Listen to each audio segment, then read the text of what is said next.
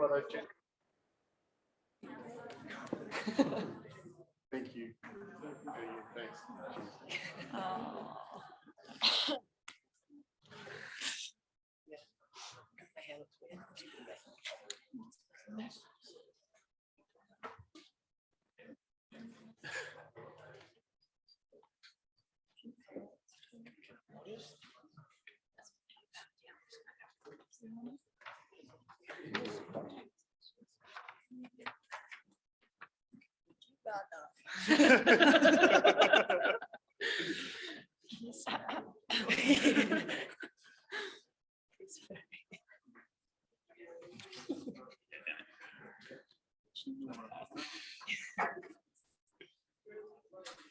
Okay, look, we'll get started. We've got people joining online now, so we'll get moving and we'll get into the questions pretty quickly. So, first of all, good evening. My name is Tuckenberg. I'm the CEO of Rowing WA, and I'll leave Jamie to, although I'll need no introductions, to do some introductions with everyone up here in a second.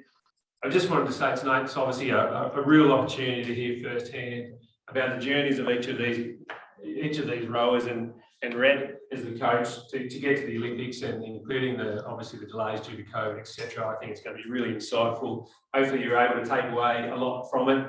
And look, lastly, I guess from myself and the team and the board, and I think the broader rowing community, Rowing WA, we just want to say how proud we are of all of you. It was fantastic to be part of your experience and obviously the lead up to the Olympics, but to be there with your families, although they would have loved to be there with you, and no doubt you would have loved them to be there as well. To enjoy that experience with them was once in a lifetime opportunity for us. But look, no further ado, I'll hand over to Jamie and we'll get into all the questions that you guys have submitted over the last few days.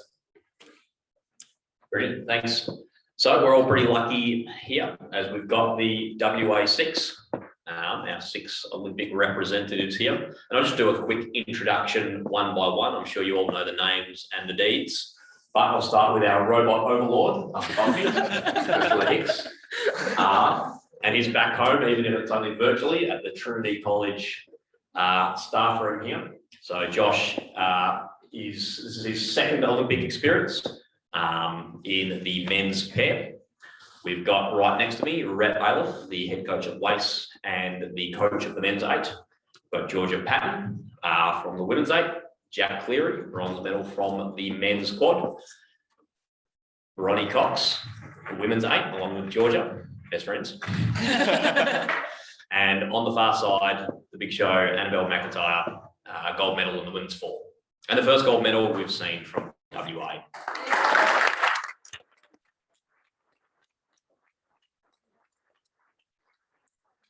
I'll probably suffice to say that U6 are very much loved in the wider WA community.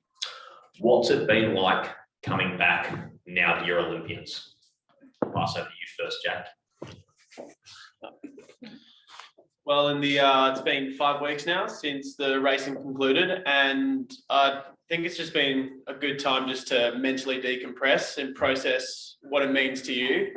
Like you get in the process of leading up to it, the term is thrown around in a lot of presentations like once an Olympian, always an Olympian. And now that you've gone through this experience, you sort of understand it's more than just the actual being there at the games. There's so many lessons learned in the preparation and processing it all. And then just that quarantine time, especially sort of having that time to figure out what it meant to you and moving forward. I think it was luckily almost invaluable to have that time to think about it by yourself and not have people tell you what it meant. But after that, it's been awesome being able to share the experience and successes with friends and family back home. So happy I managed to make it back. What about you, Annabelle? Yeah, I think in a way the processing because of obviously the 14-day quarantine coming back was quite delayed, because a lot of our journey is experienced through our clubs and our communities and the people we race against, the people we train with, right from the beginning of our careers. So when we finally got home and were able to share our successes, or, when we didn't quite succeed where we wanted to be, that's when what it meant and the stuff that we achieved really started to come home, because it's part of the community, and the community is what got us here. So I think, yeah, that's when it really started to hit home, when we finally got back.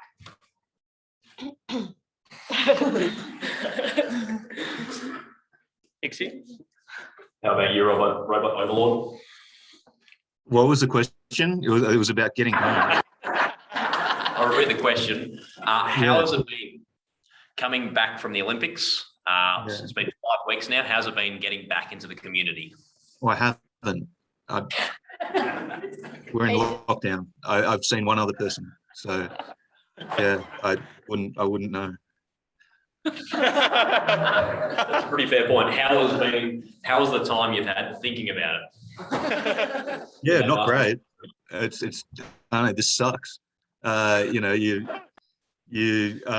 leave the country and things are going all right, because we were in Rockhampton for a few weeks and life was normal. And then we go to Japan, which is not a normal country at the best of times, and we're at an abnormal place and abnormal time. And then we come back into, well, I've come back into lockdown. What a horrific mistake. You know, I should have come back to Perth. So it's been bad. Probably a pretty fair point. George, I'll cross to you. How have you found, so obviously an Olympic campaign, it's a very intense experience. The last was really been an 18-month Olympic campaign. How have you found just the length that it's taken to prepare for a single event? How have you managed to break that down? Do you feel like you got through it? What's it taught you?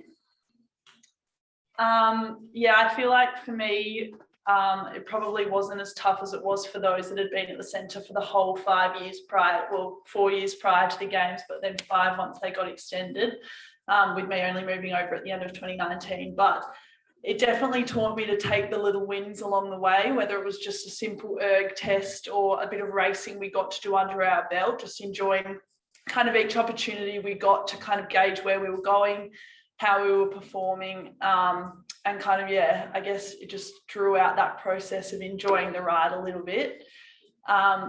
But for me, initially, when it was postponed, it was tough, because I kind of had this plan that I was going to move over to the centre for 12 months, hopefully compete at the Olympic Games, and then come home and finish off my physiotherapy degree. And that has all been blown out for another 12 months. So that initially, I guess, kind of gave me a little bit of anxiety about it, I'd had this grand plan about how those few years of my life were going to go, and it obviously COVID kind of threw that out the window a lot more for some than others. But so yeah, like I said, you just reassess, reevaluate where you are, and like I said, take the little wins along the way, ride the highs when you're up there, and then just keep chugging on, training consistently while we were in preparation for it.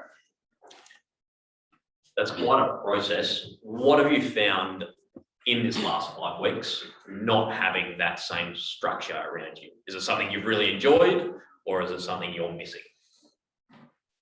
I think I've enjoyed it. I enjoyed it initially. The 2 weeks quarantine were good, like Jack and Annabelle were saying, to kind of reflect on the whole process, to also kind of be left alone for 2 weeks, catch up on some Netflix, that kind of stuff that I never usually have time to do, and like kind of lay around on the couch and not have anyone expecting anything of you, I guess, and not expecting anything of yourself.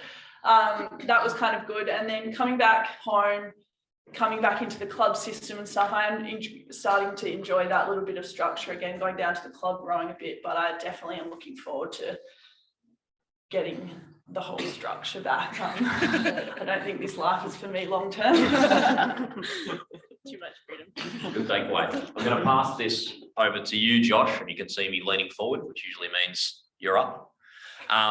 So you've probably been the longest journeyman out of this group, the most experienced. This is your second Olympics. How did you find this cycle going for 5 years? How did you personally get through the trials and tribulations of what has been a relatively long career? Yeah, with a fair bit of difficulty. You know, we had to give a brief overview, as a team, I think 2018 for the men's team was probably our best result. So we had a gold and 2 silvers, and we finished with a gold and a bronze.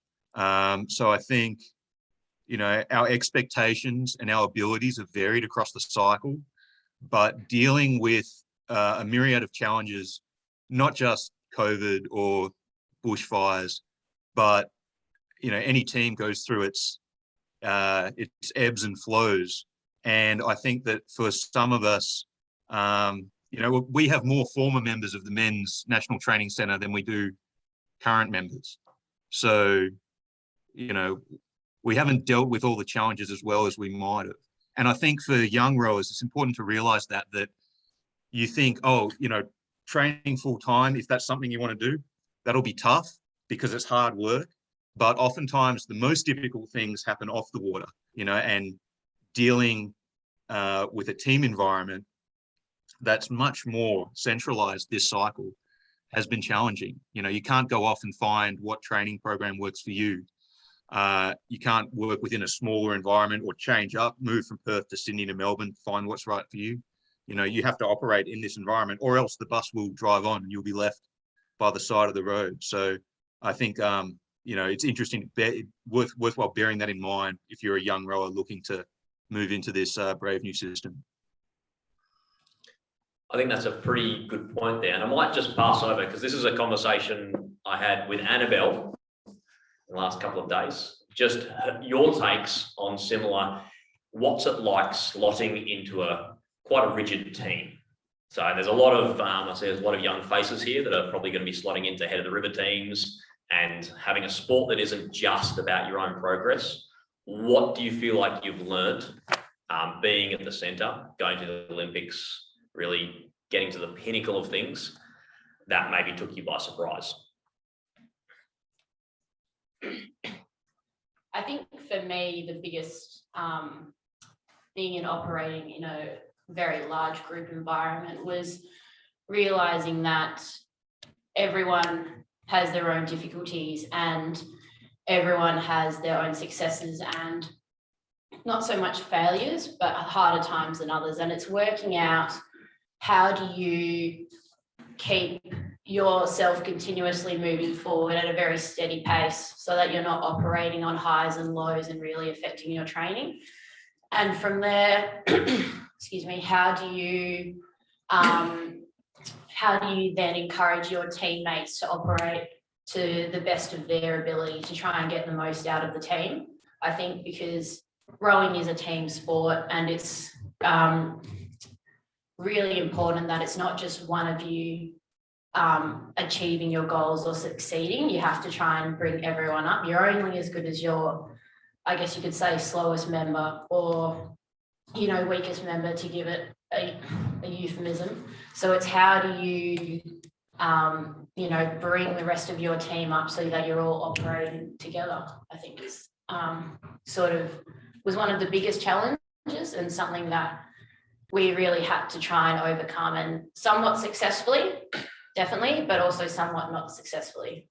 So that's definitely a continuous trial that you're always problem solving.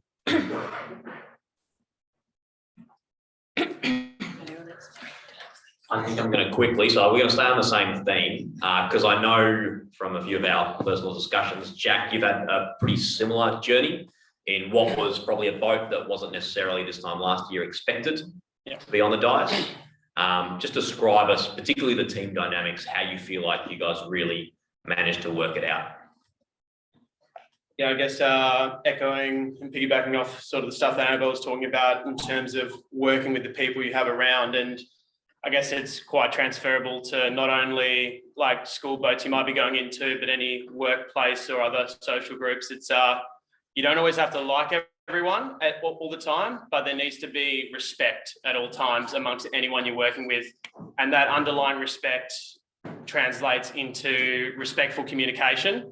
And that you can like bicker, you can disagree, you don't always have to be happy with each other, but as long as everything is constructive and moving towards one goal. So the other three members I had in my crew in the quad, we when we got together at trials in 2021, it was a bit of a mixed bag of personalities, and we figured out the one thing we had in common was no one hadn't necessarily had an easy ride getting there over this cycle. We've gone through our own struggles. We've had to self-reflect, figure out what we needed to do to go faster, and we all made it to this point. So we understood and we respected everyone's work ethic, and from that we built a very internally driven, like mental approach to every day. And sort of that question you just got to ask yourself, like, will it make the boat go faster on and off the water? And it's just like, and the biggest issue I had coming into the centre, I think for me facing, was consistency. And that's just sort of, that's just on, like, in the boat, that's physically monitoring yourself, making sure you're not going too hard too early in the races or sessions, but also emotional consistency throughout the day, throughout the week. You can't burn yourself at both ends. You know, just like make sure you're there on the day and throughout the end of the week, because that'll translate into when you're out on the race, being able to hold through and be there for your crew, and they'll trust you more if you're able to hold through. So a lot of things translating like between that, but at the end of the day it was consistency and respect between each other. A little bit of magic there. I'm going to pass over. So Rhett was somewhat airdropped into the NTC for the men's 8 in the last 3 months, which is a pretty difficult thing, given what was about a week's notice, maybe a week and a half, to get your head around, which puts you at an interesting position as a somewhat of an outside observer. What did you really see was some of the keys for success over in both the NTC system, but also when you get to the highest level of Olympics, because you're somebody that's seen the highest heights, and you've also seen some crews that have struggled. What do you really feel like is some of the keys there? Just to pick up on what Jack and Annabelle were talking about, I think, so I'm going to talk to the coaches now. Coaches provide the stimulus, whatever that is, whether it's mental, technical or physical, you're providing a stimulus. If athletes aren't responding, that's not because athletes not trying, because your stimulus is not working. Your communication is not getting through. So if you've got 8 kids in a boat and 6 of them are doing what you want, 2 aren't, it's not because the 2 aren't trying to. Because what you're telling them is not getting through to them. And this, I get frustrated with coaches that blame athletes for poor performances. So I don't blame the 8 for coming 6th and having a poor final. First question I was asking was, what did I do? What did I miss? How did they get that? Why didn't they race better? The difference, I think, between the crews that performed and crews that didn't was, one, in the majority of those boats, they're the best athletes. So you can provide the same stimulus to your best athletes and they'll get better because they're just good. It's the ones that are just back a bit that generally need more support or help and have to work through things a bit more. So what I did notice, Jamie, about the crews that were successful were they were pretty confident in their own ability. And no matter what people said or coaches told them, I think deep down they still believed that they were going to be good enough. Where the crews that are scraping into the team or, you know, not sure whether they can get to the dais, struggle a bit with their own confidence. And the thing about the Olympic Games is you get one shot and you only get it every 4 years. So it just changes the pressure a bit. World Championships you can go to every year, and not every crew is getting ready for that event because they're building through the cycle. But when you get to the games, I suppose it's similar to the first day at the Heather River, that's the day.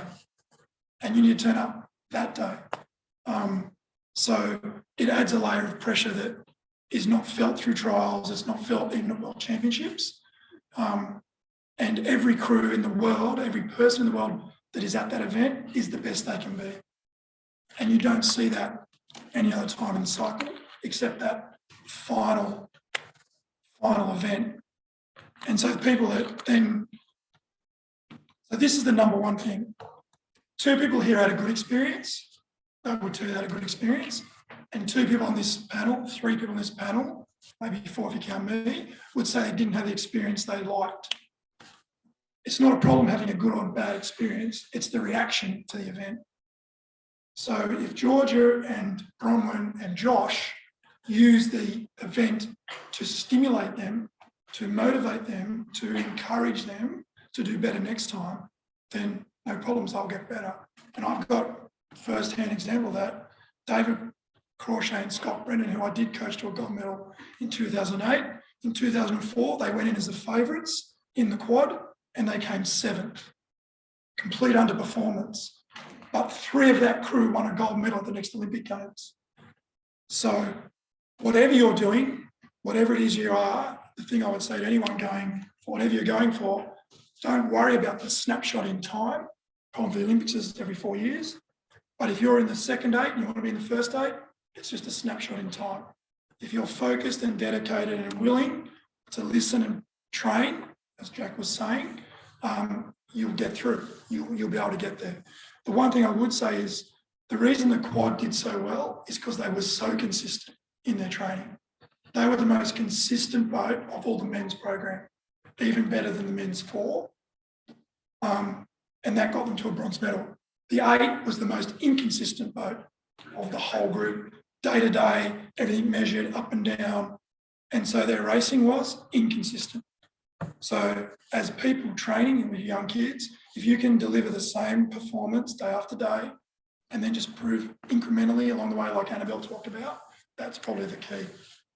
So It's a good thing to pick up on, particularly that transformation. What type of athlete were you before the Olympics? What type of athlete are you now? And I know a lot of you guys probably haven't, or hopefully haven't competed since 5 weeks ago. But if I had to ask you, how are you different now because of these last 7, 8 weeks? What would you tell me? Georgia first, maybe. Can I handle this one for a second and have a think about it? Jack, you ready? Yeah, he's ready. How you different?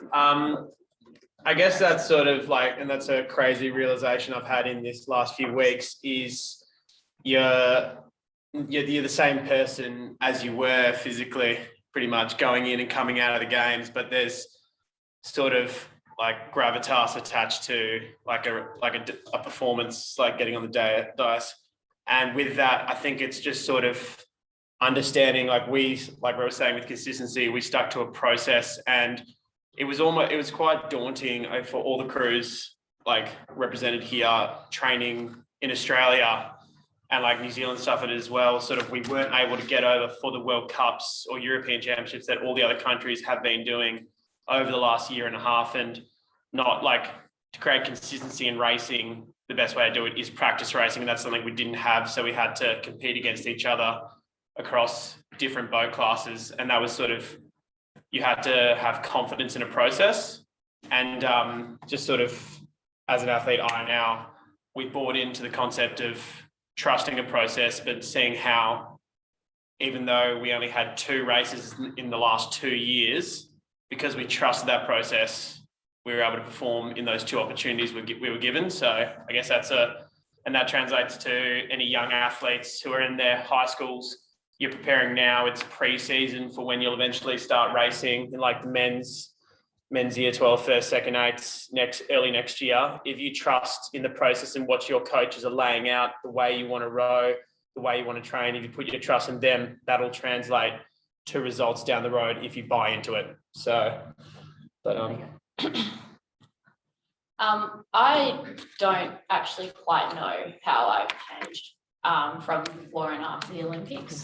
Because obviously on one hand, you know, we had this really great achievement in winning the women's 4, but on the other hand, in the other boat class, we underperformed.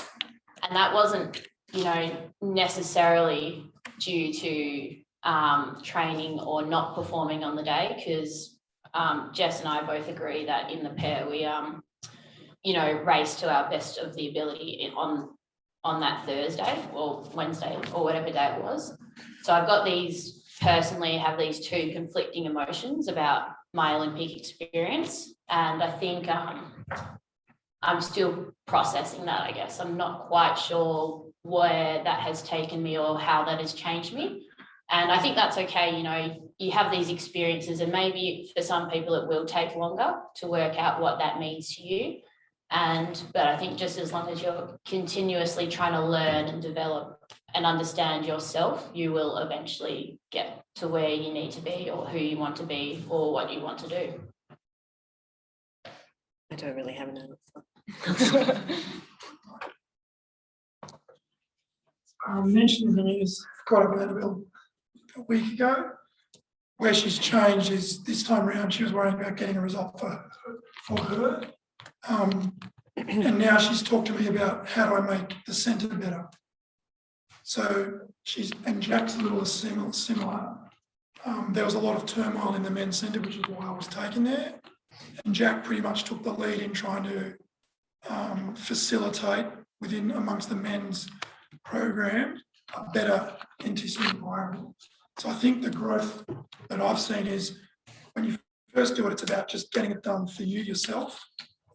That's still there, but now they're also thinking about, but how do I make it better for Bronny and Georgia and others that didn't get the result? So they've sort of moved away from themselves a little bit, even though it's still a goal. And they're now thinking about how to make the whole place better and I'll still get my result. So that's the thing I've seen different. I might just, and you can see me leaning forward, Joshua, so you can be fed. I might just cross to you because your Olympic journey has been one of 2 Olympiads. How do you feel like being an Olympian, having the experience, training for something that's such a pinnacle? How do you feel like that's changed you? I'm not sure that it's changed me. And I think that I'm relatively the same person. Part of that is because I'd like to think that I'm process orientated. So if I'm enjoying or not enjoying rowing, it's because of what's going on a day-to-day basis.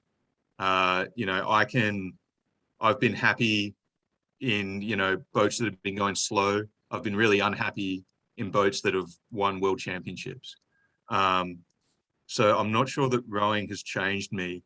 I know that post these Olympics, I've been really angry. And I think that can be a very useful growth stimulus, as Rhett was saying. You hear about this is kind of takes it to the nth degree, but you hear about post-traumatic stress disorder, and there's you can have stress.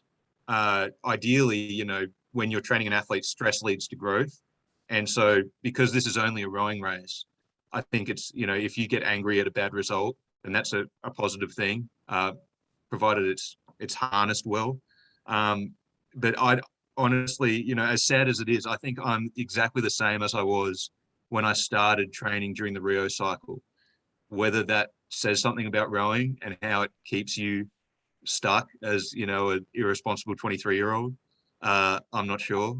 But I'd like to hope that I've been able to maintain, I like the person that I was then, and no one's perfect, but, I'd like to think that I'm able to hold true to the same values and attitudes. I'm not sure rowing is that big a deal, if that makes sense. I think that's a damn good answer. Now, I'm going to go even further back, similar type of question, but I'm going to cross over now to Bronny.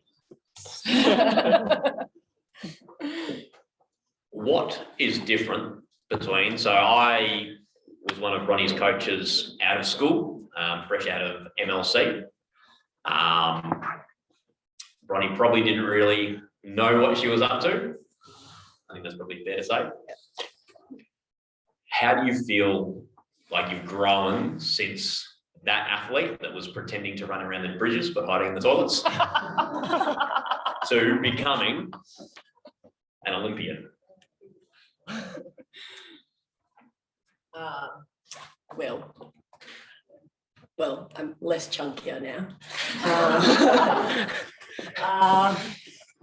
I don't know. I think it's just, I definitely didn't understand what I was getting myself into, that's for sure. It was just opportunity after opportunity, sort of came my way. I didn't really understand what I was doing. And I think, how am I different? Well, how did you start rowing? How did the journey start? Why did you jump in a boat all those years back at MLC? My brother was a coxswain at Christchurch. because he was told he was too small, so he wasn't allowed to row. So I think I wanted to make a point sort of thing. I was better than him, but I think the points landed. yeah, favorite child.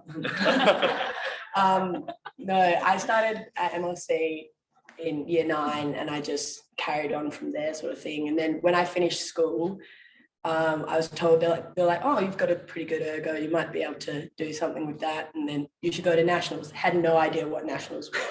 Didn't realize how much I would have to train either. Thanks, Jamie. Yeah. Like a fresh 18-year-old turning up to training a bit, hungover, probably not the best example, but I didn't know what I was getting into. But no, I definitely think the scheduling and training and consistency really took me a long way. Do you feel different to that 17, 18-year-old? Yeah, I think I'm a lot more boring now. But Someone's like less one. no, yeah, I guess I've matured.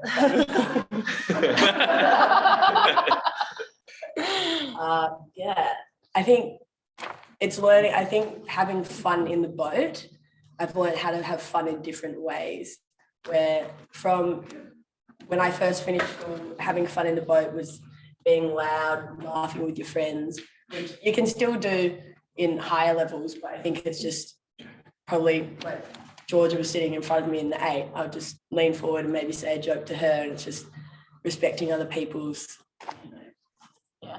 seriousness. I don't know. In saying that, Bronnie and I used to role pair together back in 2017. She taught me how to sweep, and I was quite what would be the word? Boring. Thank you. No, very rigid with training, and very we have to do this, we have to do that. It's not all fun and games, like quite hard ass. And Bronnie definitely taught me to really just go with the flow. Everything doesn't have to be so hard. You can actually have quite a lot of fun. Like it is a part, it's not just about the result, it's definitely about the journey and getting there.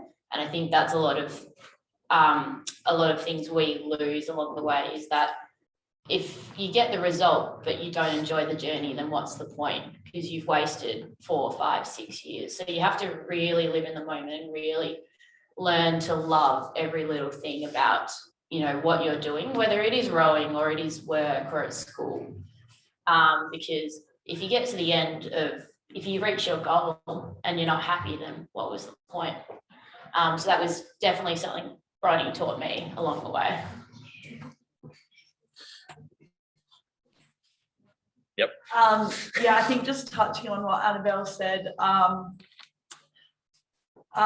learning to enjoy the ride and not riding the highs too high and the lows too low, because I think if you base your whole perception around a season or a campaign on the end result, I think if it doesn't go your way, you're always going to be left really disappointed. And I think that that's something I kind of reflected on after the games, was that Bronnie and I and the pair had an awesome campaign in the 8. Like, we had a lot of fun, we were training well and hard, and we were getting the results in the internal regattas throughout the season. And then to come away from the Olympics kind of with not the result we went in for, kind of everyone goes into the Olympic Games hoping to end up on the dais, but just reflecting on that and kind of learning to look back and enjoy the ride and enjoy the process. And I think that a little bit for me, that's how I've changed throughout my rowing, is that definitely in my early years when I first left school, I was riding the highs really high. Like, you'd come back from nationals successful and you just think that you were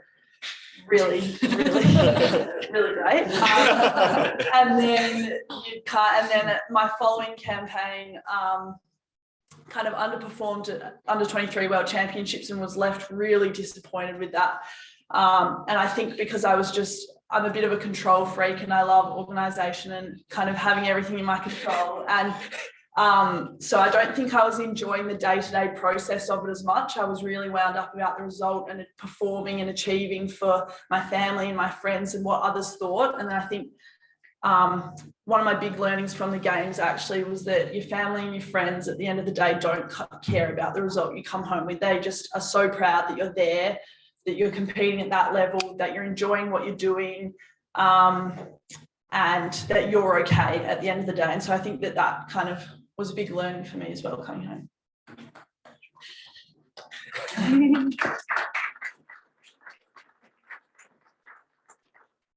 Now it's probably a similar question for you, Red. I know we've got a few coaches in the room. Yours is a longer journey than just the Olympics. How do you feel like you've progressed from your first days as kind of stepping out of the boat, stepping into the coaching life? How do you feel like you've changed personally? For better and for worse. Probably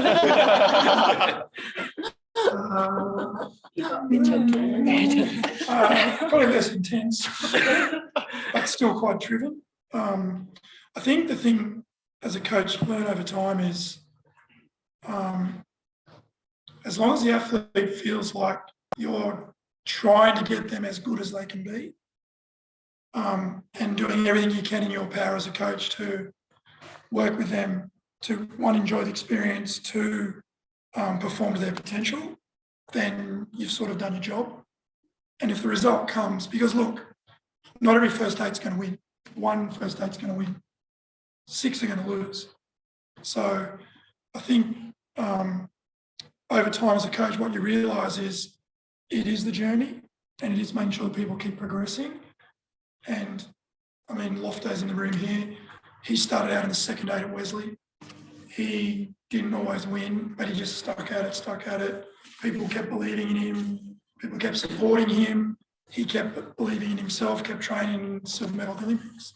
So I think as a coach, our obligations as coaches is to make sure that if we're asking for athletes to change, and the thing I think I'm doing better than ever is being much more introspective and much more reflective. So there's too many coaches that do not think that anything they do is wrong. Everything they say to the athlete's right, and the athlete must be pretty useless. But the really, really, really good coaches that I've worked with are very much turning the mirror on themselves. As hard as the athletes on themselves are about, have I done the right thing? Did I give the right stimulus? Could I have done better? And so I'd say over the journey, the biggest thing I've learned is how to not take everything personally, and be much more introspective and reflective on what we've done the previous season, what we can do better. So that's probably the biggest change for me. Brilliant. All right, we might shift our attention now to the actual event itself. Tokyo, probably the weirdest Olympics I think anybody's had in living memory. I'll just cross over, and because we've got a couple here that have been to more than one Olympics. So for you, Josh, how was Tokyo, for better and for worse, particularly with the whole COVID lockdown scenario at the event? How did you feel like that stacked up compared to your experiences in Rio? Well, I mean, anyone can sort of imagine if COVID had not happened, it still would have been, think about Brazil and your conceptions of Brazil, because they're usually pretty close to reality. And then your conceptions of Japan. These are countries that are pretty much at polar opposites in terms of order, control, laid backness on the other hand. So, Rio was a dog's breakfast in some respects. You heard about people getting stuck in traffic for hours between the village and the boathouse. I got into a fight on the street, in Rio. Like it was just really. So even outside of racing, just the general vibe of the games was chaotic, and the cops who were on the street were carrying these massive M4 machine guns. Now compare that to Tokyo, where the cops were carrying a stick, like not a baton, like literally like they'd taken a broom and got rid of the head of it, and that's all they had, because everyone behaves themselves, everyone knows their role. So the Olympics was very well organized to the best that it could be, and I feel really guilty because they put on this amazing event. We all have our opinions about whether it should have gone on, because as we've seen now, Delta in Japan is now running out of control as it is in the eastern states. But it was just a polar opposite. You know, everyone, all the organizers knew exactly what they were doing. They had a lot of warm bodies to throw at any problem. You know, there's a lot of people in Japan. And it was run just about as well as you could hope. You know, so these were two very different Olympics, regardless of COVID. And it's awesome to see both ends of that spectrum. And how about you, Red? Because you've also had London and Beijing to compare. What was your thoughts on the vibe? Similar to Josh. The interesting thing about Beijing, it was in China. Once again, very organised, very controlled. And we stayed in the village in Beijing as well. So, because rowing generally doesn't stay in the village because usually the course is too far away. So in London, we stayed off-site. In Rio, we stayed off-site. And in Tokyo, we're on-site. So, but the actual event is the same. It's a 2,000-metre race. The progression system's always the same. You need to go as good as you can. So the actual event itself is the same. The thing that was really disappointing, and to Josh's point, is that the Japanese couldn't attend. And you could see the noise about the games not wanting to go ahead. The Japanese public did embrace it. You could see them standing on bridges trying to look into the cycling venue and the skateboarding venue. So it's from that perspective, it was really disappointing that they put something on like that and couldn't attend. But the other thing that's missing is for the athletes. Some of the most fun you have at the Olympic Games is the week after you finish racing, because you get to celebrate, you get to let your hair down, you get to visit the city. So the thing about Tokyo, which we missed out on, is we could not go outside the bubble. So basically, just so you know, we were pretty much got on a plane in Australia in basically Rockhampton, got shuttled into the village. Every day you would spit into a test tube and they'd check if you had COVID. You couldn't leave the venue or the competition venue. It was just a bubble. When you went to the dining hall, you had to wear a mask. You put gloves on to get your food. You then sanitize your hands, sit between a perspex screen. We all worked out pretty quickly that it was useless sitting on the other side of the screen.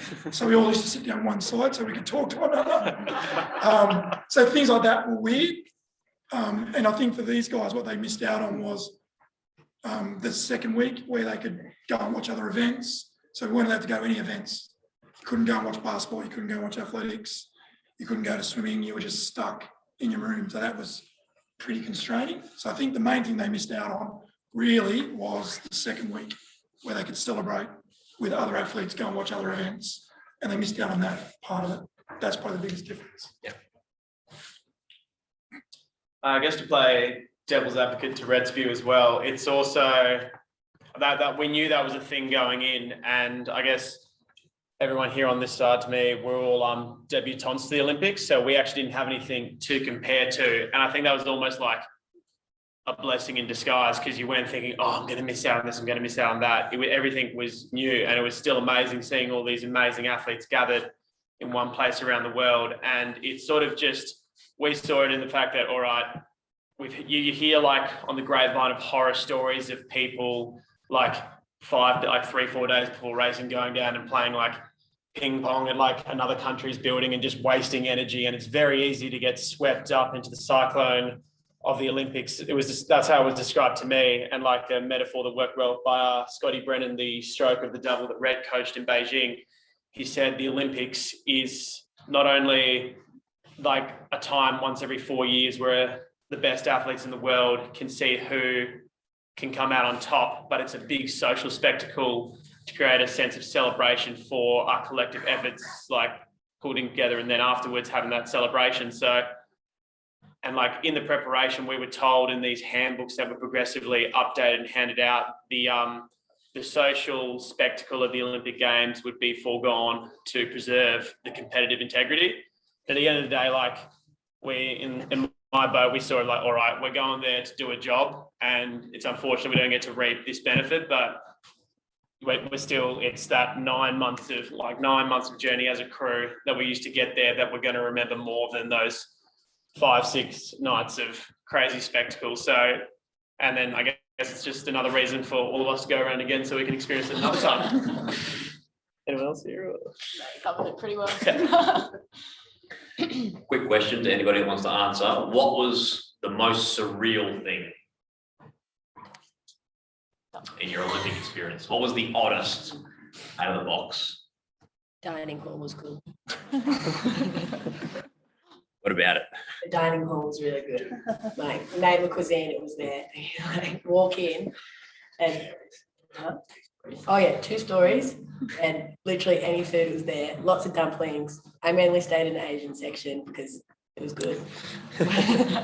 So it was probably a room twice to 2.5 times as big as this. You'd come up the elevator, or the escalator, sorry. And as Rhett was saying, so you'd walk in, you'd wash your hands, you'd sanitize your hands, you'd put plastic gloves on, you'd pick up your tray and you'd walk forward and there would be 150 meters of just buffet style food to pick from. And then that's just on the outside, and then on the inside of the area, there was fridges upon fridges because the games were sponsored by Coca-Cola. So you could pick any sort of drink that you wanted for free from these things. We were also given like little fobs, and there were vending machines all around the village that you could go and just go to a vending machine and get whatever drink you wanted from it. And then, in the center, there was just a salad bar, a dessert bar. It was pretty amazing. And it was open 24/7. See, Joshua's got a Kafkaesque story, I'm sure, for us. Oh no, I mean this was surreal. So you to do laundry, you take your laundry basket and you go downstairs, and it's in the basement of these apartment towers that constitute the Olympic Village. So it's a confined space, which is important. And throughout the 2 weeks that we're there are stories about this bloke getting COVID and that person getting COVID and this poor Dutch girl who's got COVID and has to go home. And you're reading them, on your phone because it's news. And this British bloke who he looked kind of, he looked ripped, but he was short. So I'm like, oh, this guy's a weightlifter or a boxer or something. It turns out he was a boxer. He was wearing his mask on his wrist. And so I asked him, because I'd never run into someone who was like a COVID skeptic before. And here I am at the games, with a lot of, I guess it showed how intelligences vary. So you can have a good spatial intelligence. This guy was like tapped in the head. I was asking him, he's going, oh, is it, how long's the wait? How long's the wait? You at the front of the line, how long's the wait? I'm like, mate, put your mask on. He's like, oh, I can't hear you. I'm like, no, yes, you can. Put your mask on. He got really angry. So that was just surreal for me. Outside of the games, just like different cultures, different people, different priorities. The world's a wonderful place, but there are a lot of dickheads out there. Good story, but we are seeing somewhat of a common theme in your Olympic experiences, Josh.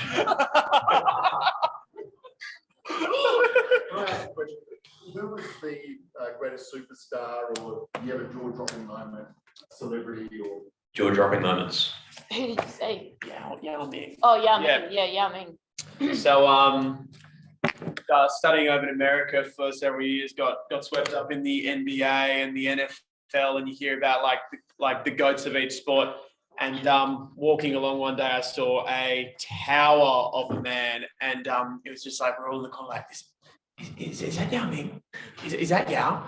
And he's like a great in the NBA, came over from China. I believe he was we Googled on our phones. He was with the Chinese basketball team. And one of the guys who was a real big NBA fan, just all he could muster up, he walked up and he was like, and this guy's 6'6", talking to Yao, who's well over 7 foot, going, "Excuse me, Mr. Ming. Now I have a picture." At which point he was hastily moving with his team who had competition, so he was like, "No, sorry, no photos." But, it was just like there were a few moments like that. You saw these people, like if you follow other sports, you're like, "Oh, I saw this person broke a world record or that," and then they're just walking down the road, and it's pretty cool that like the best athletes in the world have all gathered, and we're pretty familiar with the rowers, but then seeing from other sports, that was sometimes it just clicked on the road. I'm like, oh, this is pretty special in that regard. Like yeah. So in Beijing, I remember Roger Federer, Rafael Nadal thought, their first games, we'll be able to live with athletes and come to the village and eat. No. As soon as they walked in and sat down, they were mobbed.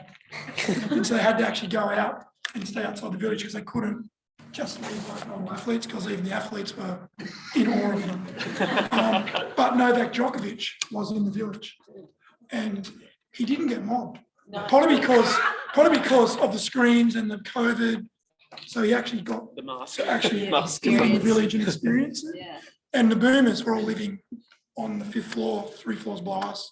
Walked past them a couple of times. So they stayed at Paddy Mills, and all these guys that are on $1 million contracts lived in the village, and they love it. They love coming back to being part of just normal athlete population and that environment where they're just respected for their sport and not for their hero status. So that's probably. Well, leads me on to some of the questions we've got passed in. And the first question we've got for you guys is, what was, outside of your own performances, what was the Olympic moment for you? Like, what was your favourite competition, favourite goal, favourite event?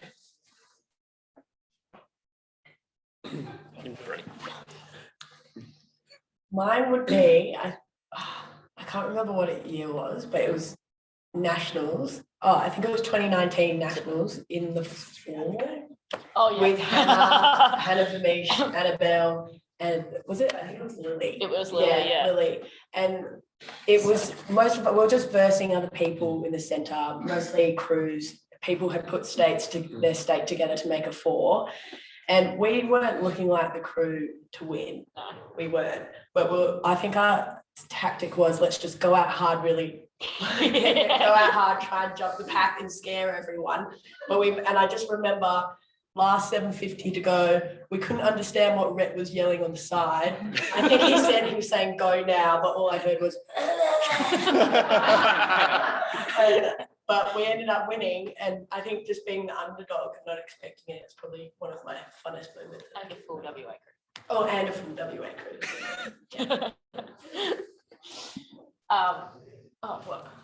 What was your favourite race or racing experience outside of the Olympics you've just been? I thought we were talking about the. I changed the question. Oh, okay. It was such a good answer, I think. Mine would be actually in 2019 at World Cup 3 in the pair with Jess. We'd at World Cup 2, so we'd only been rowing together like 4 months or something, and we got the silver medal at the World Cup 2, and then had come up to World Cup 3, and I'd sort of been in and out of the boat dealing with a wrist injury, and the weather was a bit temperamental, and our race just happened to be in a block of where it wasn't raining and the wind wasn't howling, so we had some quite good weather for like 15 minutes. And I remember that, we just sort of went out there to race our own race, and we come through and it's us and the Kiwis, right? So the Kiwis who just won the gold medal at this Olympics, and we must have been down. I think we were sort of holding them out at the start. We come through the 1,000, we're down a boat length. I think it's maybe 2 seconds. Come to the 750 metre mark, still down a boat length and a bit. It's about 2.5 seconds. So this kind of just slightly edging away from us. And we just sort of made the decision at this point, like if we wanted to win that race, we had to go then and there. And we just started, just rowing a touch longer and just adding a touch more power. And we sort of just managed to inch our way up. And I think that just sort of consistent pressure of us edging our way up to them burnt them out because they were trying to hold us off. And then we sort of just came through in the last, it must have been 100 metres, like literally just 100 metres. And that is actually one of my favourite races ever for that reason. Just a really good sprint, because we don't usually sprint very well, or we haven't sometimes. I think one of my favourite races of all times was state championships this year.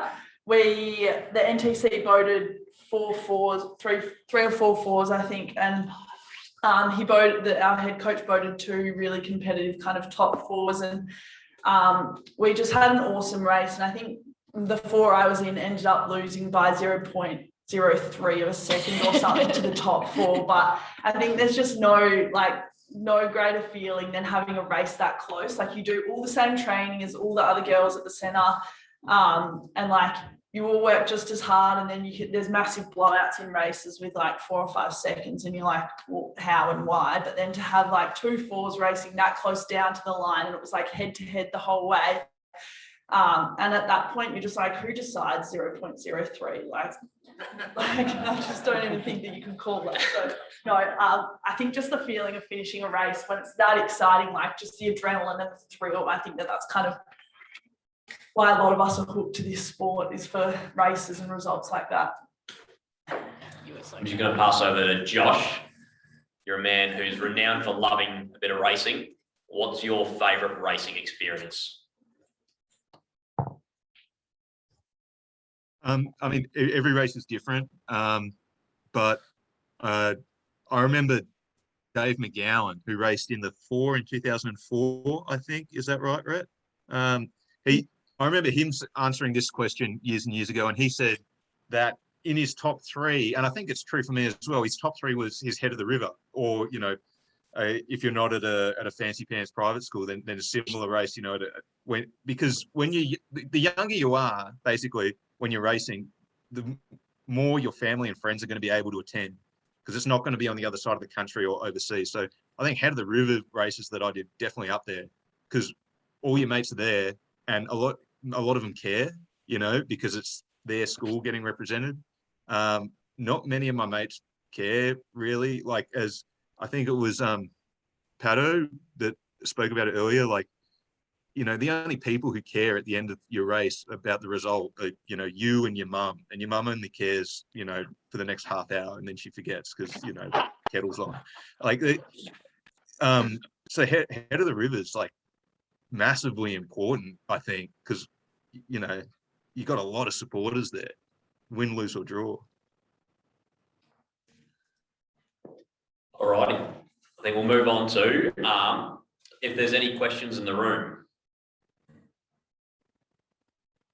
I've got a few more on my sheet. If not, Yeah, we've got. page. Jack, you mentioned that Australia and New Zealand didn't get to go to the World Cups or the training boat, but it strikes me that Australia and New Zealand both did quite well at the Olympics. Is there something in that? Yeah, no, that's a pretty good question. I think it was just both of us, we're like finishing first and second on the medal tally. It was just making the most of the opportunity that we had. So what did we have? We had a bubble that we were able to work within, and the parameters of we set up, I think Rowing Australia did this very well. We set up a World Cup mock series where we actually practiced the art of traveling, and sort of we travelled to Nagambie in Victoria, Warralong up in Queensland, and then West Lakes in Adelaide. And it was just the okay, all right, that if we were in Europe this week, we would have gone here, and in that we would have had to wear masks, simulate travelling just to and from the ACOM. And then in that we were set off on staggers against other boats of similar speed. So like the men's 4 and the men's quad, the world record times are 6.5, 7 seconds apart. So they get sent off with a 7-second head start. And the men's 8 is from us is another 12 seconds. They get sent 12 seconds after us. So it was like, we're in a lucky position as the quad where we're able to practice chasing someone and being chased. And it was just sort of, we were still able to get that mock race practice. Like, it was, the daunting part was lining up on the start line with boats that were going to be the same relative speed as us, but we were able to treat these like it would have been pretty easy. Just rock up to these going, oh, it's just a simulation. There's no World Cup points, as whatever. But I think the whole team really bought into the idea of, all right, if we treat this with like respect and reverence, then like it's actually going to be a very useful tool for us. And I think we made the most of that, and it mitigated any losses of practice we would have had of not actually making it to the World Cups. And that sort of is a testimony to Rowing Australia's an organisation's ability to think on the fly, and for the athlete body to really buy into giving that mock regatta process the respect it needs. So I think that was a really good thing from both countries that they did to help make sure we could perform on the day. Brilliant. Any other questions in the room? Up the back. When you finished school, what made you keep going with rowing instead of just going to some boring jobs? So the question was, when you finished school, what made you keep going? I think for me, when I finished year 12, I was, well, not finished, but about halfway through year 12, I wasn't really sure which path I was going to take. I was a keen rower, but also loved netball. And I was kind of had a few birdies in my ear from Wace about kind of the potential pathway that rowing provides. And there was a lot of doors opening. And there's a really good pathway program with rowing at Wace where athletes are supported through finishing school and then moving up through to making state teams and then national teams. And so that to me was really appealing, that there was kind of this set out kind of path and process that if I trained and committed, that door was kind of open that I could follow. And also when you talk about kind of giving it up and going and doing a boring job, I think also when I kind of learnt down the track that you could get paid to kind of be an elite athlete. I think there was always this rumor when I was at school that there's no money in rowing, like give it up, it's hard yakka. And that was the case in the last cycle before the centralised training systems came into play. But now there is that financial support as well when you make it to the top and you relocate over east. And kind of who wouldn't want, like if you love the sport, who wouldn't want to do it as a job? And I also was studying on the side, so I felt like I could kind of do both and was loving both. So that's kind of why I kept going after school. Anyone else? It would be a really cliche answer, but the community, I really enjoyed being around, especially at my club UWA. Like I enjoy meeting new people and having new friends. And even now, I won't talk to half the club. I probably don't know half the club anymore, to be honest. But I'll go down to the club and you're always so welcome. And it's just a fun environment to be around, especially leaving school. You're like, I feel as though most people, your friendship group will half. Just the people that value you will put in the effort to see you and you'll be surprised. And it gives you an opportunity to meet new people and make a new friendship group. And I think it's really good to like just see the world in a different perspective by meeting different people. And that's what I really enjoyed about rowing. And I think it was one of the key things that kept me going was the people within the community there. Sorry. Oh no, I didn't row at school. Oh yeah. Anything to add there, Josh? Oh, I think you end up, just naturally doing what is the most, the most you-ish thing to do, right? Like you understand that time is your most valuable commodity and you can spend that doing a lot of things. But you just end up naturally gravitating towards what, is the most self-actualizing experience. And sometimes you can, verbalize what that is as my learned colleagues here have so aptly done. And sometimes you can't, you're just doing it because it's what you do. It's what you're good at. Roland. When did you become an Olympian? And I'll repeat that. When did you become an Olympian? That's for Josh, I think. Oh, Roland, when did you become an Olympian? I think officially once you race your first race, technically. They become an Olympian before they make it, because if they don't believe it, it doesn't happen. Oh. So that's the mental side. The actual thing on this, if they don't believe it, they're not going to make it. So I think they can answer themselves, but what I've seen is once they believe it, it's more likely to happen. Because like everyone, they have to do it first. And none of them are Olympians until they become one, but they need to believe it, and then it's more likely to happen.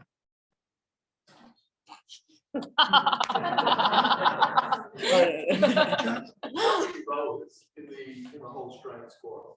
How many athletes went to Tokyo? How many- We had 38 race. So rowing is the second largest team. Normally athletics is bigger, but it was smaller. Swimming's the top numbers, rowing second. So if you kids want to make the Olympics, there's a lot of seats in rowing. We qualified boats. Yeah. On to another one of our questions down here. What piece of advice would you give to yourself when you're at school? Either rowing or at the club? What would you say to young Jack? There's a lot that I'd say to you, Jack. I think it was so along the lines of what because Jamie was my first coach out of school, and I was always very, very high energy would be one way to describe it, but it was just sort of just relaxing and like sort of about emotional consistency and just sort of understand. I guess it's with that comes like you treat everything, you get really pumped up and excited. But at the end of the day, it's like weird to say because we've put so much time into the sport, but at the end of the day, it's just rowing. And you're here because you're choosing to be. And there's a lot of people in a lot of walks of life, particularly high end sport, where they feel obliged to keep going past a point where they're not happy anymore or they're struggling. It's like, make sure whatever you're doing is always a positive influence on your life, regardless of whether you're successful at it or not. And that's a question that I made sure I ask myself all the time, because there've been times where I've had years of no success. In 28, I sat out trials 2017, didn't go to trials 2018, 2019, I had nerve damage down the left side of my body, didn't go to the World Cups. 2020, before like COVID shut the world down, I was 8th ranked in the sculling, so I wasn't even making a boat. And like through all those times, rowing was still a positive impact on my life, and I was growing as a person. And I think I definitely saw people around me who were in it because of the time they invested rather than it adding to their lives. So that's definitely a question that all young rowers, because deciding that it's not for you anymore is like, that's almost braver than like sticking in it, than like trying to grind through like with misery and like then leaving once you hate something. Make sure, so it's like, I guess that's just, make sure you're constantly self-reflection. Is it adding to me as a person? So that's something I had a lot of good people tell me early on, but the earlier I could have been told it, probably the better. There's no question there's boys in the 8 went to the Olympic Games because they started it, but they're over it. And you can't go to the games in that position. You can't do anything well. If you're surviving whatever you're being stimulated by, you need to be thriving. So there's no question there's boys in the 8 stayed in the process because they started it, but they knew they weren't fully invested, but they went to the end anyway. Alrighty, Mr. Jurovic at the back. A lot of youngsters in the room and a lot of young kids at home are thinking about, if I do rowing, I can't play as many computer games and it might affect my academics, and I want to just go to the gym and get buff. Looking at you, you're all pretty fit. But on the table up there, there's physiotherapists, UWA, physicists and maths. I always get nervous when you describe what I do, Phil. Lawyers from Harvard, doctors. Have you missed out on anything by choosing rowing academically or enjoyment-wise? And what's the last computer game you played, Jack? So I'll just repeat that for those online. The question was, there's a lot of preamble, which I won't. But what do you feel like you've missed out on, and how have you dealt with that? I guess we're circling around the topic there of it's a skill that you learn particularly well in rowing compared to other sports is time management. It's a huge dedication we do. It's a 2-kilometre race, but some of those weeks at the men's NSC pushing 240 Ks. So 240 Ks of rowing in a week for a 2K race, it seems quite absurd. So you get like that time management of 50, 60 Ks a day. you're going to have to forego going out for coffee, taking an extra class, running around, doing all that. So but you still have to have the time to switch on and off. And it's just sort of understanding you're foregoing this to learn something. So I think that lesson that you learn of time management you take on afterwards, it's like right now you finish and there are just like so many hours in a day that like you don't know existed after you day. Like we're talking this morning, we finally able to sleep in for the first time till 7:45. And I was just like, oh my God, I was like, where's my day? Was supposed to start three and a half hours ago. I was like, where is it? And I ran to someone else who's like, oh, I got up before 8:30, win. I've got so much more time. It's just like, it definitely gives you, it's just building that skill set that you can take out. So yeah, it's time management. I think there are definitely other things you can learn and apply to the rest of your life as well through the full-time training. So I think this year, none of us studied while we were rowing because we had a huge goal or achievement to work towards. But for us, particularly in the NTC, you know, you really try and make the most of the first couple of years of the cycle to get that sort of stuff out of the way so that you can really focus in the back half of the cycle on your rowing and that goal. And so it's just about, like Jack said, time management, but it's also about to, you know, further educate yourself. It's just learning or trying to self-reflect and understand what you are learning from what you're doing. So whether that's not necessarily like academic, it can be like personal traits, it can be accountability, it can be, am I reliable, or yeah, communication skills, huge one, very, very important. Like that's stuff you won't necessarily learn in an educational institution, but in like a real life situation that the NTCs that we live in, very, very important and hands-on experience, and that you can take forward into the rest of your working life or, you know, whatever you decide to do. Similar to what Annabelle was saying, I feel like the skills and the values and the lessons I've learned through rowing far outweigh kind of anything I could perceive to have missed out on along the way. You know, there's always time. There's as much time as you kind of choose to create and to shape your day around. And so the first 3 years after I left school when I was in Perth, I was studying full-time and rowing full-time as well. And you just learn to be smart about it. Like Jack was saying, use your time management, lean on the people around you, lean on your resources, soak up as much information and support as you can from those around you. Like build a good relationship with your coach so that you're able to manage your studies or your work or whatever you kind of choose to do around your rowing.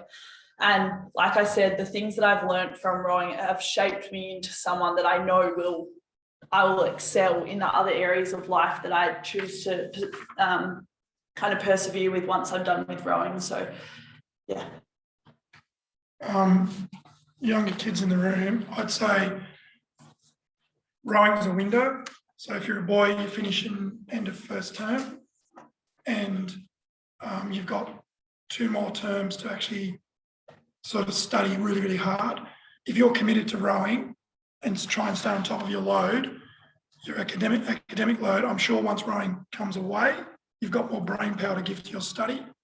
My experience is kids that row get better marks. That's my experience. But if you're in that at the time, you need to communicate with your teachers. So if you're struggling, but you want to keep rowing, you probably need to have a conversation like these guys have had to do over time as a young person. And that's a good skill set to try and talk to a teacher and, you know, without looking for an out all the time, but just communicate that you're in a heavy workload with rowing, but you'll make it up and you'll do the best you can once that load comes away. So suggestion is talk to your teachers, explain them what you're doing, not to get out of things. Don't look for an excuse, but give them a solution to what you'll do to catch up. And I might pass this one over to Joshua. So the question again was, do you feel like you've missed out on anything managing the big requirements of rowing around the rest of your life? Yeah, I'm not sure I quite like the tone of Phil's question because, you know, there are video games like Fallout and Skyrim and Halo that have enriched the lives of millions of people. And responsible for countless jobs as well in the video game industry. No, I mean, it's a really fair question, because I've missed, funerals, marriages, baptisms, and that sucks. Like, it really sucks. And for what? For splashing around in a boat? Like, that's completely illogical and kind of selfish. There's a degree of salary sacrifice. Yeah, we're financially supported, but I would have more money. I probably won't be able to buy a house, for example, in, the suburb that I thought I might be able to when I was growing up, if at all. There are some goals that you will be able to tick, but you've got to be aware that, if you want to row full time and you commit yourself and you allow yourself to sort of be drawn into that compulsion and allow it to, be, because it does, like everything we do, become a part of our identity. If you allow it to become part of your identity, then you are, there's an opportunity cost to that, right? And I often think it's a great question, because I often think, what if I had been like my second cousin, Dom Sheed? Kick the winning goal in the grand final. Man never has to buy a beer in his life. Like, that'd be awesome. Or, or on the other side, like some of my cousins, if I'd gone up north and worked in the mines, well, at least I'd have some holes to show for it, And sure, we get medals and that and awesome experiences, but there's for sure a massive opportunity cost to everything we do. And that's why you got to be sure, if you want to be a full-time athlete, like, that's awesome and great. And I'm, all the best to you. It's going to be a really fun time, but there's going to be definitely like trade-offs that you have to make.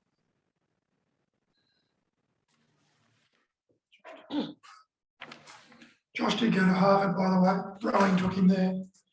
That's very true. Absolutely. Yeah. Yeah, we've got a question up here. I was wondering how your wife's girlfriends, boyfriends, Nice. your rowing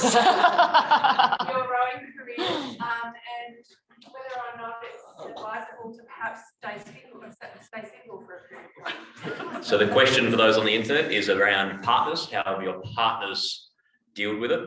Is it easy to stay single? How have you managed the family commitments, we'll call it? Brett?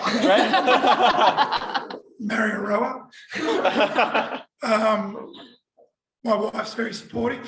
She understands rowing. She went to the Olympics herself. I've got 3 kids. I'm still married 25 years. I just try and make time.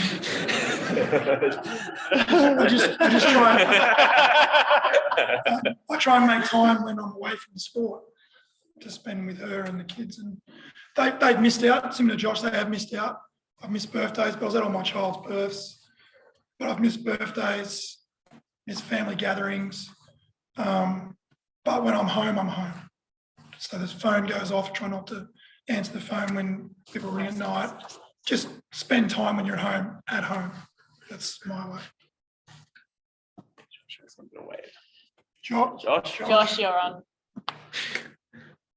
Oh yeah, I think it's useful. You end up dating people who are in your social circle, right? And if what you do is sport, then you're surrounded with athletes, and so that helps, definitely helps. But they're the ones who make more sacrifices than you do, definitely. Yeah, like it's a shame that they don't, that they don't get a medal. If you get a medal, they should get 2, definitely. Just say the rest of us are single.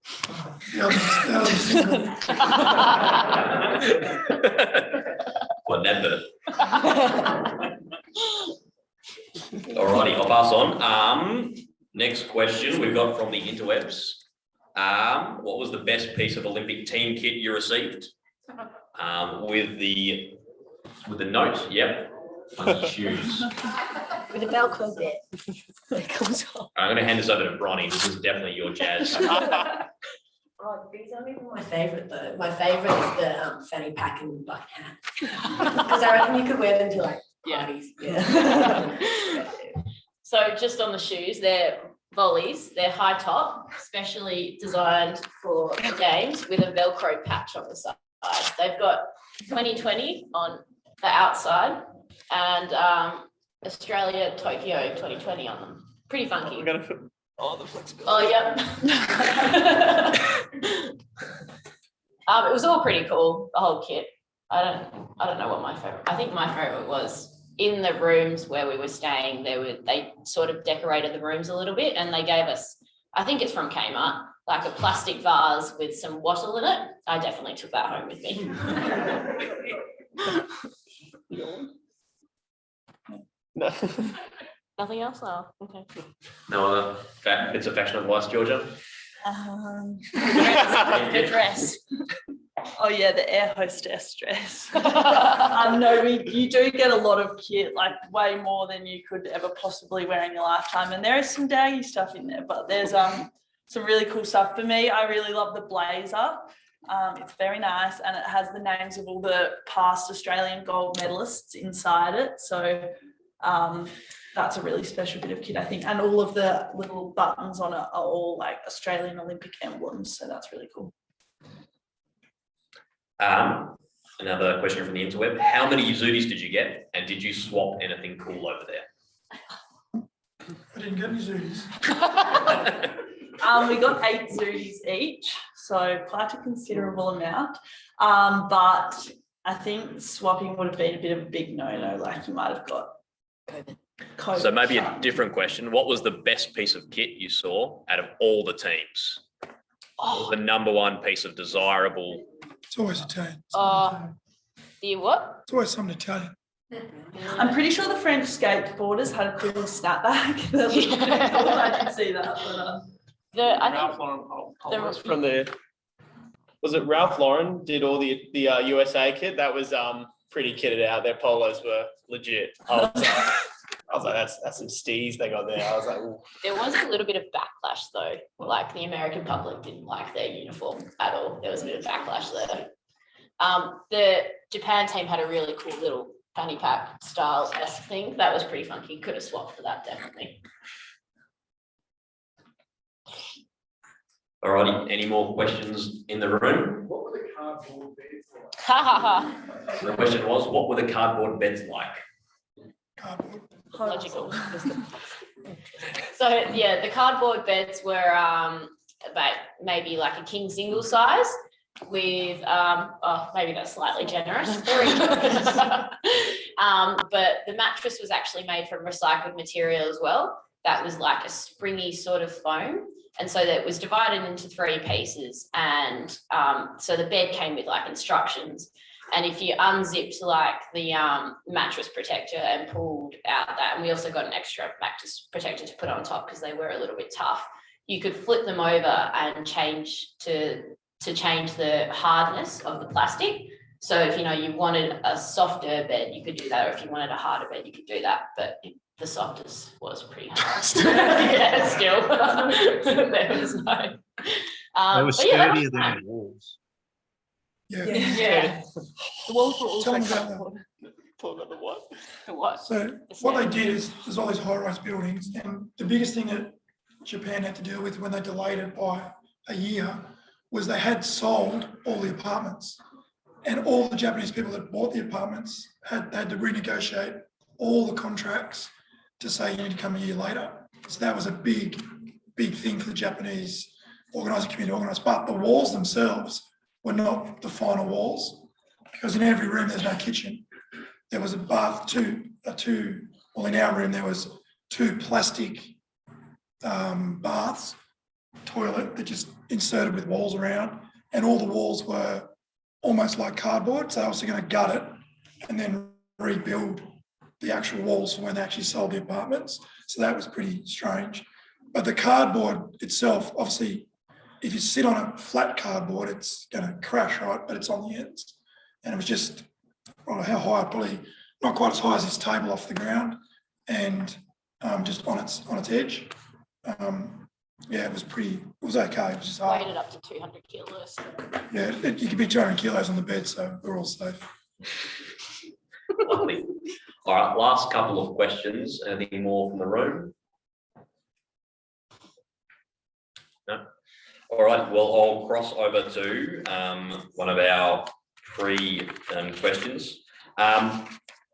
Do you feel like in preparing for the Olympics with COVID, what do you think was your edge? So how did you prepare and what do you think made the difference? I think the time for the extra preparation for us actually made the difference. We're all quite young athletes and we all hadn't done the full 4-year cycle. Josh as the exception, sorry, Josh.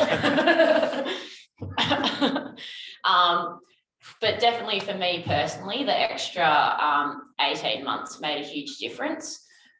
Leading into 2020, I'd actually hurt my back quite badly and hadn't been on the water for 5 weeks or so.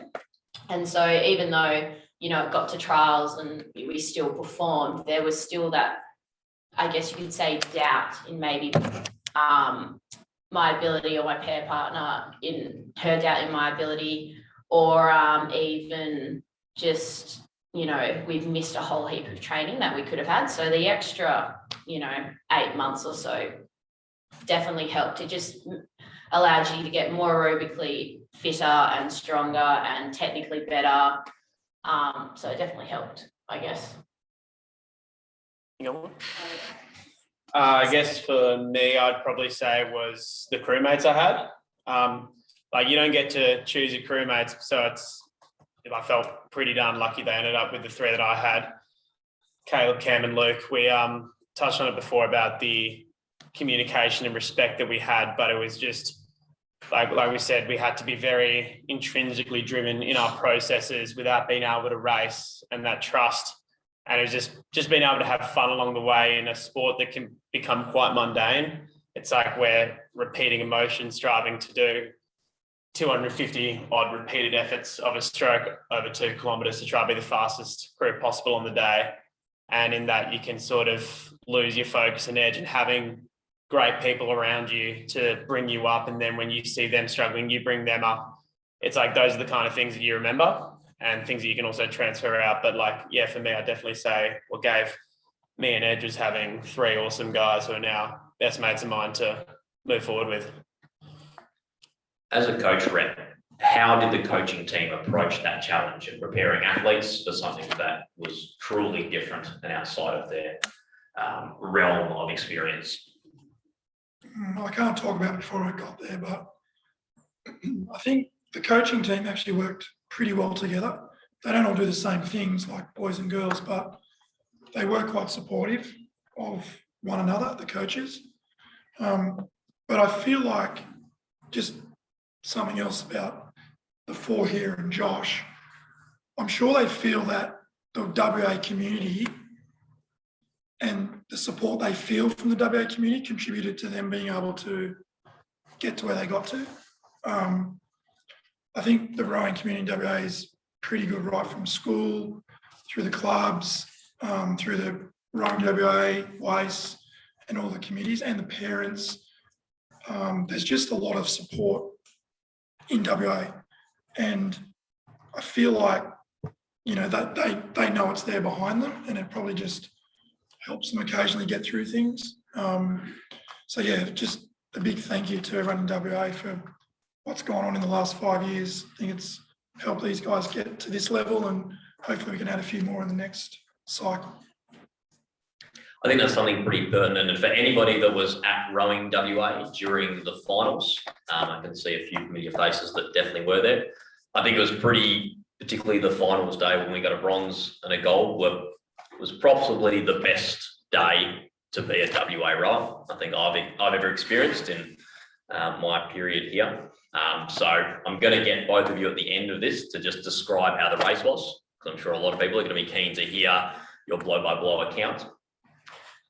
But before we do, I'm just going to cross over to Ronnie and Georgia and Josh, and I want to hear the best Australian Olympic moment from Tokyo 2020. So it doesn't have to be just rowing, but what did you see? What was your favourite result, event, medal, anything, any moment from the Tokyo 2020 that made you think this is pretty special? Josh, I can see you smiling. Yeah, so I mean, Peter Bowl in the 800 was awesome, and the Boomers winning bronze was great. But that bloke who kept collapsing in the last lap of the 10K, was it the 10K? and everyone, and so, that's also like, he obviously mucked up the timing of when he was going to kick, and it looked really awesome, like that, throw that in your Nutri-Grain commercial, that's really inspiring stuff. But he was so upset about it that everyone was getting behind him and saying, wow, like what a great effort. That was heroic. I loved how upset he got, that he was like, oh, like I stuffed up my race and you guys think it's awesome. So that, for me, that was amazing. That was like very Australian to, the humility there was awesome, I thought. Georgia. I think one of my favourite moments was when we were in quarantine watching the men's decathlon, when I can't remember his first name, Mahoney. The younger. Yeah, the younger. Cedric. He won a bronze medal, but he was doing the 1500, which was the last event of the decathlon.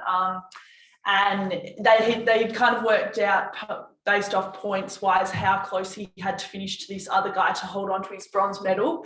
And there was a fellow Australian in the race, and he just completely scrapped his race plan to run beside Mahoney and was like yelling in his ear the whole 1500-meter race, cheering him on to get him over the line. And then seeing how proud he was of his teammate, his teammate was well out of medal contention, but seeing how proud he was for Mahoney to win that bronze medal was just like true Australian spirit. And I think that can't remember what day of quarantine that was, but I was probably mid-quarantine blues, and that really lifted me up out of it. It was just awesome to see. Can I say seeing you guys? Yeah. Does that count? Yeah. I'll count it. Count it. Yeah. And finally, Rec, from you, what was your favourite moment? It was the Wednesday when the rowers won all the medals. It was awesome seeing Annabelle hang on. It was great seeing, I knew Jack's journey and how hard he'd worked to get to that spot. So that's a true success story for rowing itself. And then the men's four was great because I'd coached all those guys when they first came to the Institute. And then the women's quad actually sticking at it for long enough to just be there when they could take and seize the moment and get the bronze. That was pretty exciting. So that was a pretty special day. They said that day in the tower, the tower where we were all living, on the ground floor they had TV set up, and it was the day, I think the same, and in that 1 hour Ariana won the 400. Yep. So she came from behind and swam through, and they said the whole place was just literally bouncing. So I think it was pretty exciting back at the village, everyone just watching those events. Yeah, and I can echo that.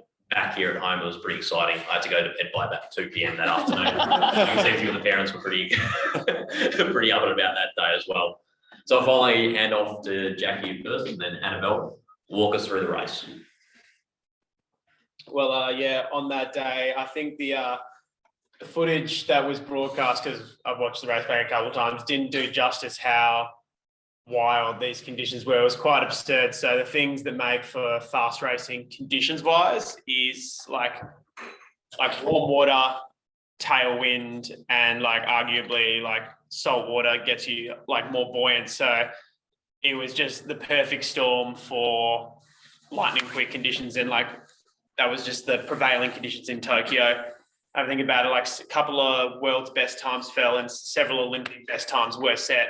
But in terms of the race itself, I remember we knew it was going to be a quick race. We knew it was going to be just stroke after stroke. And it was just, I remember sitting you sit at the start line longer than any other race you will, because there's like, you have to sit there for 10 minutes for broadcasting purposes.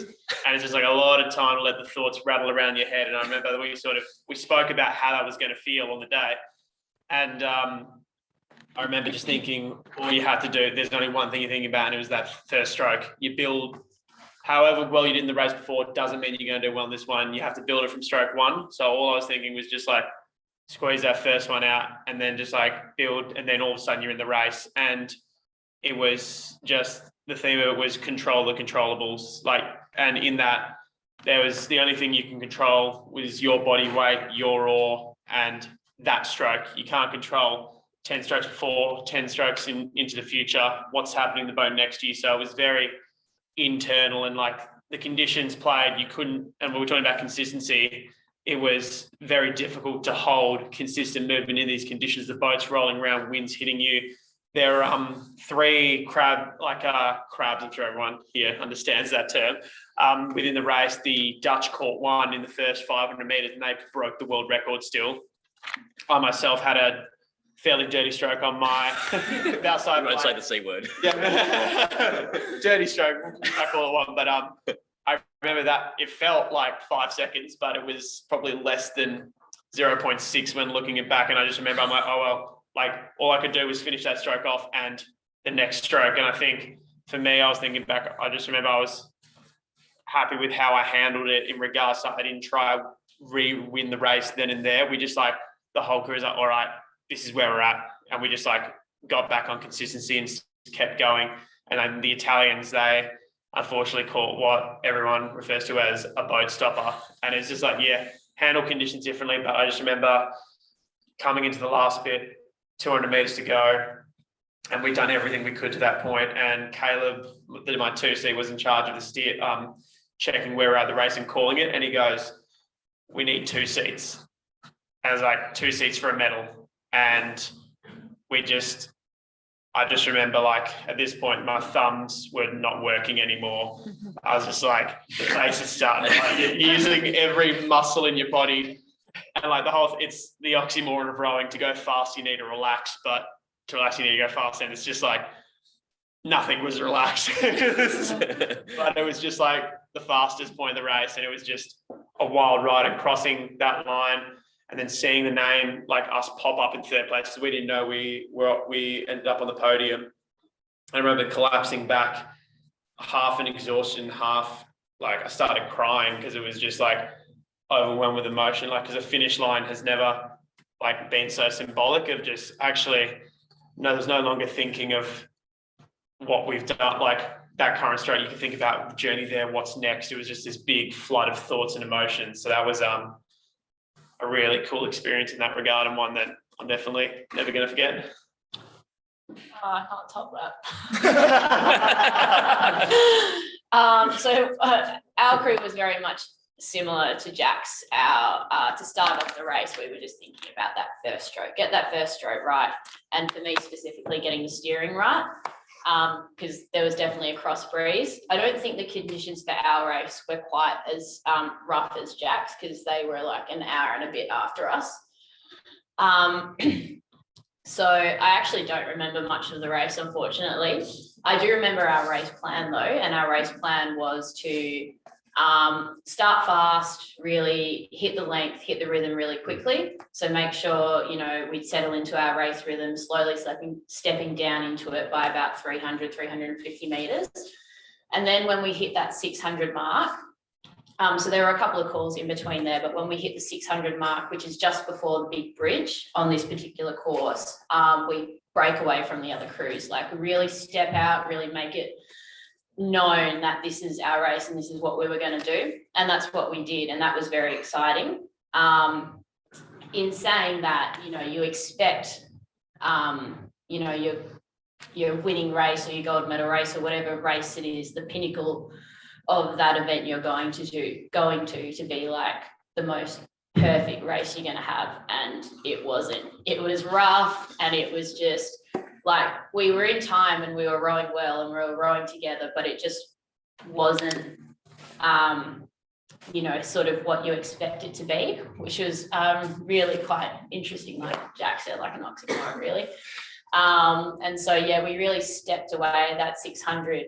And then from there, going through the 500, we really just try and hold speed and keep as much separation between us and the field as possible, because we knew that we really expected the Dutch to have a fast start and then stay with us. So that was the team, that was the crew who got the silver. And then the crew who got the bronze, we expected them to have a really fast one. So that's what we'd sort of practiced in our previous racing, and with Lucy calling, like that just imagery and practicing that visualization of this crew coming through and this crew doing that. And it was lucky for us that it was just the reverse. So, we practiced it, it didn't matter who it was. And so coming into that last 500 meters, I can't look out of the boat because I'm just trying to keep it straight. I could see them coming back and stepping back, but at no point in time did we, were we thinking about where we were going to be crossing the line. It was always focusing just on the stroke that we're on, just get this right, and having that really trust in each other and trust in the boat and trust in the training that we'd done, that we would get over that line in the position that we wanted. And I think, I don't remember this, but I think from recounting, and you can see it in the video, is that at one point with about like 150 meters to go, you can sort of see the bow of the Dutch like coming up on our crew, but you can never really be sure because of the angles of the camera and everything. And I think at that point, we'd just sort of taken like a slightly dirty stroke and we'd recovered really well. And then the camera pans out a bit into the finish line and suddenly we've got a meter on the Dutch. And I think what had happened is they'd had a dirty stroke as well and we just recovered better and they hadn't quite gotten back together as fast as we did. And that's definitely where that extra length came from, crossing the line. I don't actually remember crossing the line. I was in a world of hurt. I didn't even know where we were I thought we'd finished because I couldn't see because it was that close. But I thought we won, but didn't want to, judge it too early until we saw our name come up on the screen. And then, yeah, that was pretty cool after that, seeing the number 1 there. All right. Well, firstly, I'd just like to thank the WA6 again, and particularly our robot overlord over there in Sydney. It's probably getting quite late. Again, I know the community, and echoing a lot of thoughts and phrases we've had around, I'm really proud of you all. And thanks for the great night. So for all of you, they're more than happy to have photos with you. There is a gold medal down here as well. And there's a gold medal to have a gander at. So if you want to come up, meet them, get a photo. And I think we might try and grab a big group photo before we get underway with the individual photos. So thanks again, guys.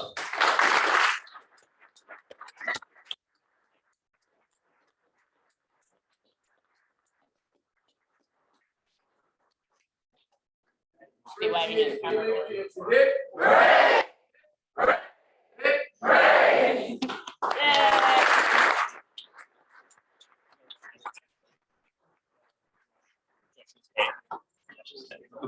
Stay there, Josh. Stay there, Josh. Don't run away yet. Front of that.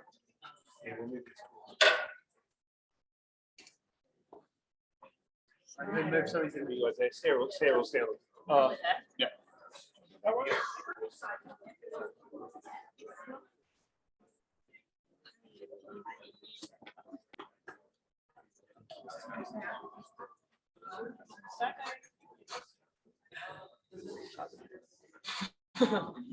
Yep, just it. Oh,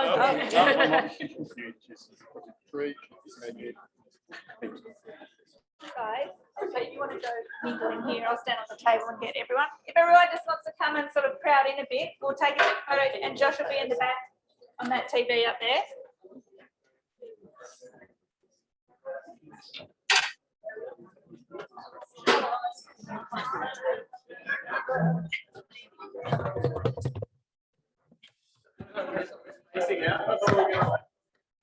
Coming together, maybe together.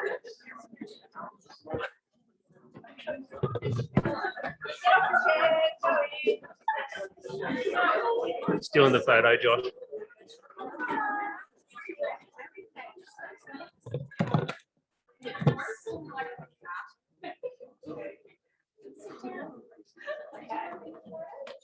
You ready?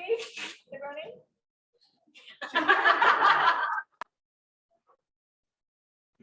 Excellent, thank you. thanks, Josh.